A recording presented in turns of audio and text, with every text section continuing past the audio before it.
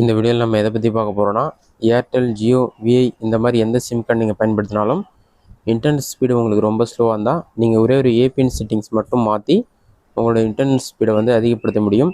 அதற்கான செட்டிங்ஸ் என்ன என்பதை பற்றி இந்த வீடியோவில் நம்ம டீட்டெயிலாக பார்க்கலாம். இதற்கு பார்த்தீங்கன்னா ஃபஸ்ட்டு உங்களோட மொபைல்ஸில் செட்டிங்ஸ்ன்ற ஆப்ஷன் வந்து ஓப்பன் பண்ணிக்கிங்க.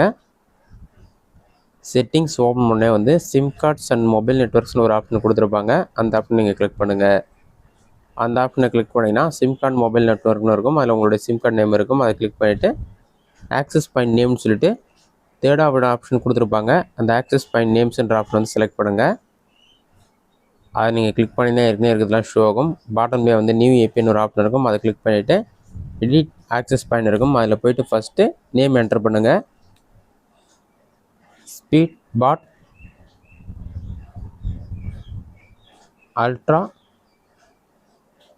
ஜென் 2ன்னு சொல்லி டைப் பண்ணுங்கள். நான் டைப் பண்ணுற மாதிரியே கேப்ஸ் லெட்டர் ஸ்மால் லெட்டர் எல்லாமே கலந்து என்டர் பண்ணுற மாதிரி இருக்கும். நெக்ஸ்ட் ஏபிஎன் என்டர் பண்ணுற மாதிரி இருக்கும். ஏபிஎன் மட்டும் நீங்கள் ஏர்டெல் சிம் யூஸ் பண்ணிங்கன்னா ஏர்டெல் என்டர் பண்ணிங்க, Jeona Jio, VI sim use பண்ணால் விஐன்னு சொல்லி என்டர் பண்ணிங்க. அதை என்டர் பண்ணிவிட்டு ஏர்டெல் இருந்தால் ஏர்டெல் 5G _ சிம்பிள் என்டர் பண்ணிவிட்டு ஏஐன்னு சொல்லி டைப் பண்ணுங்கள். அந்த மாதிரி நீங்கள் டைப் பண்ணி வைக்க கொடுங்க.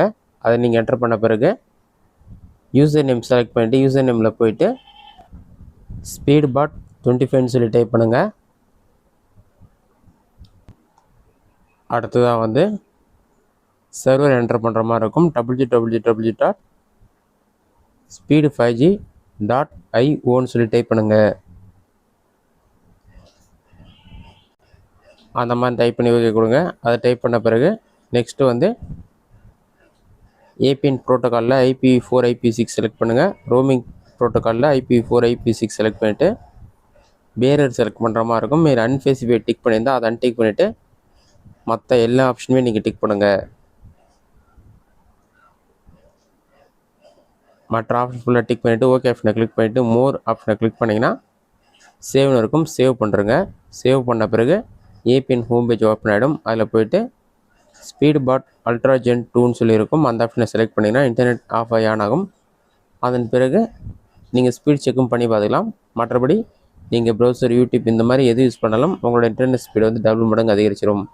இந்த மெத்தடை பயன்படுத்தி இன்னும் ஈஸியாக இன்டர்நெட் ஸ்பீட் அதிகப்படுத்திக்கலாம். இந்த வீடியோ பிடிச்சிருந்தா லைக் பண்ணுங்கள். ரெசிடென்ட் அவுட் கொண்டு